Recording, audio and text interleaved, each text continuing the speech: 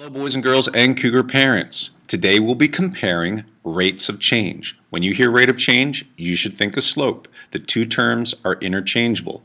Along with that, we can express these rates of change or slopes by looking at graphs, data tables, as well as actual function rules or equations themselves. And as we look at these different expressions of functions or rate of change or slope, we should begin to notice some commonalities so that we can quickly identify whether these rates of change or slope are the same, if they're different, if one is greater than the other, or if we're even seeing an increase or decrease over time.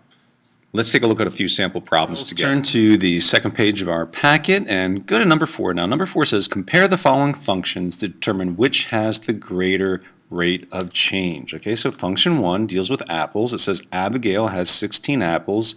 She eats 2 apples per day. She eats 2 apples per day. Now, if you're eating something, okay, and you start out with 16, I think what's going to be happening here is there's going to be a decrease in apples. You're eating 2 apples per day.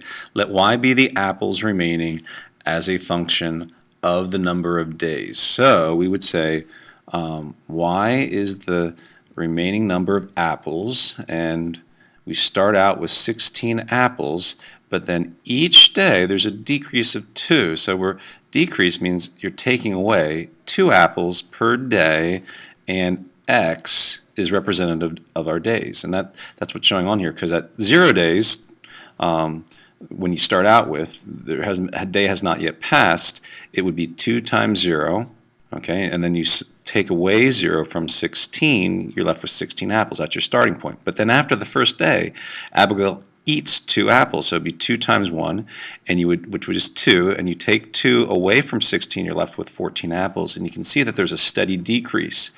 Now over here, for function 2, Jaden has 12 potatoes, but then he buys 3 more potatoes each week.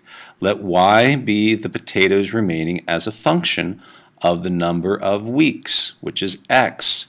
So here we have, let me just change my color up here to blue.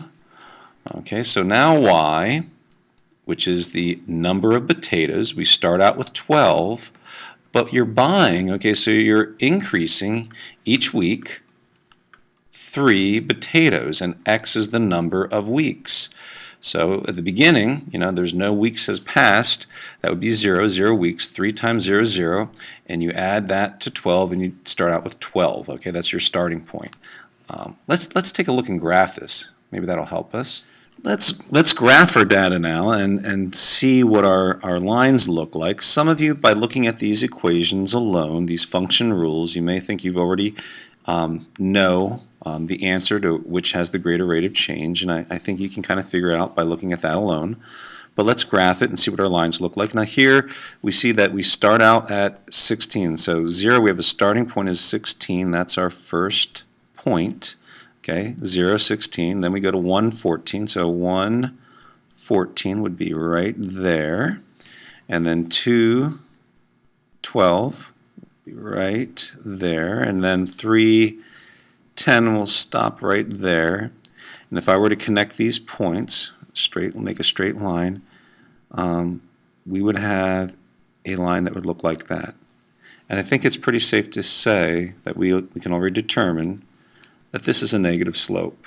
Okay, this is a negative slope.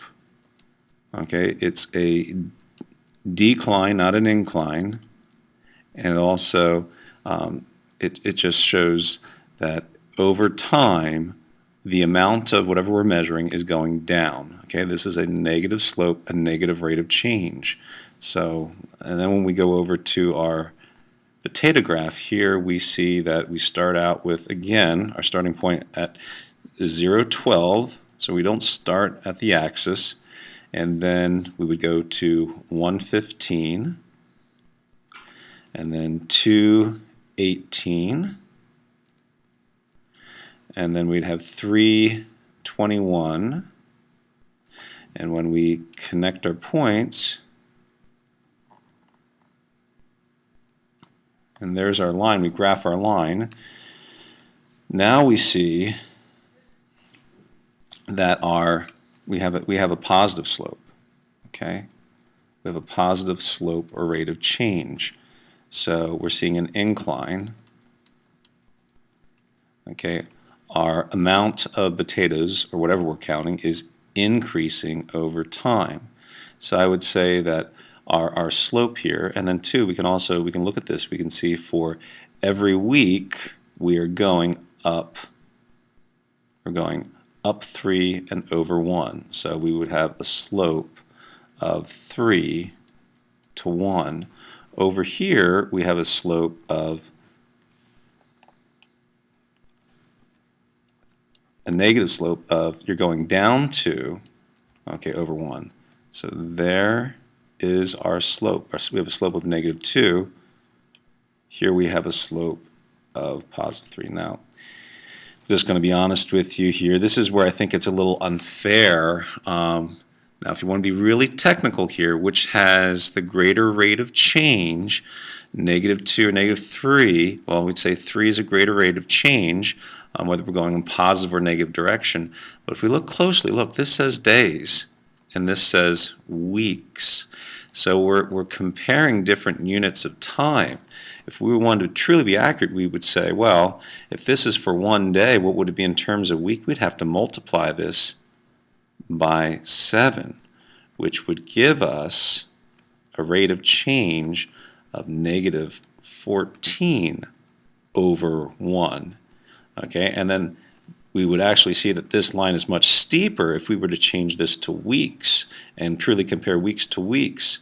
So depending on how you're looking at this, if we want to be really technical, we'd have to say that this graph here shows a greater rate of change because the steepness of our line, even though it's a decline, would be 14, where our rate of change over here, or slope, would be 3. Okay, so these graphs can be deceptive. Okay, if we change them both to the same units of time, whether they both be days or both be weeks, we would see that our apple function actually has the greater rate of change. So be careful for those trick questions. Okay, boys and girls, let's take a look at number 5. It says compare the two linear functions listed below and determine which has a negative slope.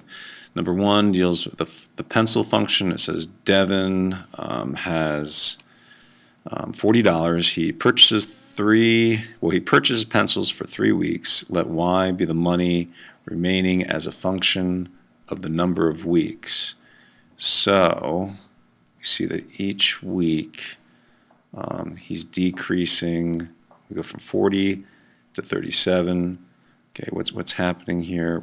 It's minus 3, minus 3. So we could write this as the function rule simply.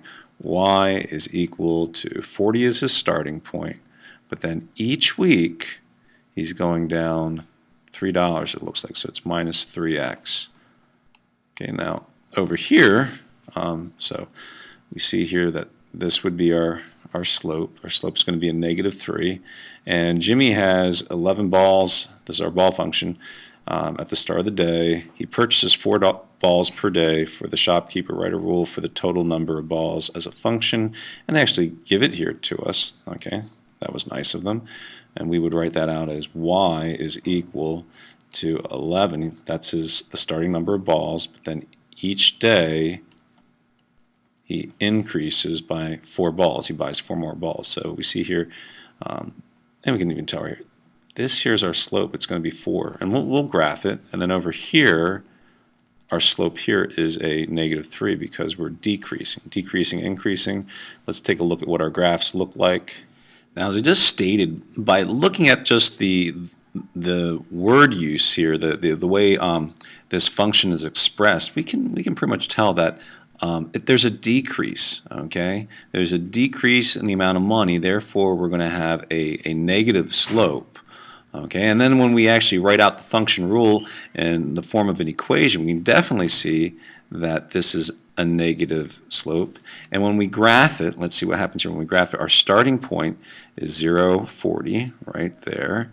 And then our next point would be 137, and 137 would be right about there approximately. And then we'd have 234, which would be right there, and then we have 331, which would be right about there. When we go to graph this line, we can see now our line is approximately going to go right there. We can see that it's going downward. Okay, anytime we see a downward line like this, this represents, sorry about this, this represents a negative slope.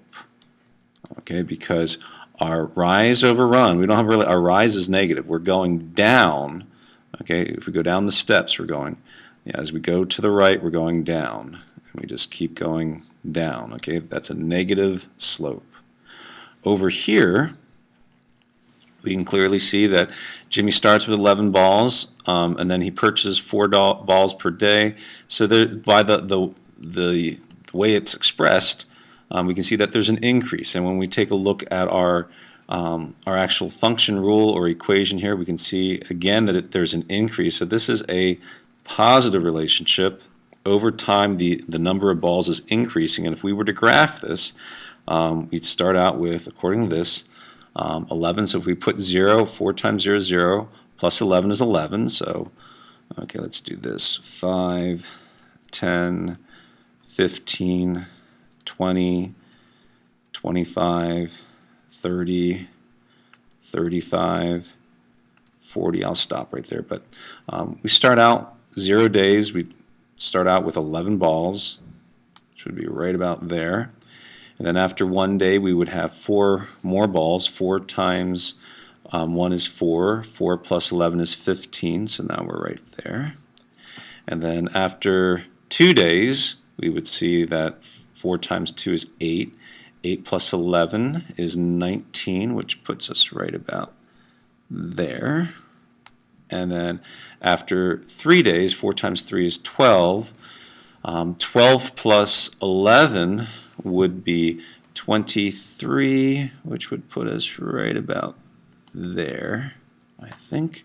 And we go to connect our points. We would get an upward slope, and this again, this shows a positive correlation, and we see an upward trend. We're going up and over, up and over, up and over. We're going up the steps, so this is a positive slope. Again, they use days and weeks, so if we wanted to see which one had a greater rate of change, this would actually be times 7, which would give us a negative, still a negative slope. The question is, which is it negative or positive? This one is the negative one, but it would give us a greater rate of change, which would be a negative 21 over 1. That, if we're going to compare in days versus weeks. Well, boys and girls, as always, I hope this video has been helpful. Please bring in questions to class tomorrow if you have any. And you have a good evening. Bye-bye.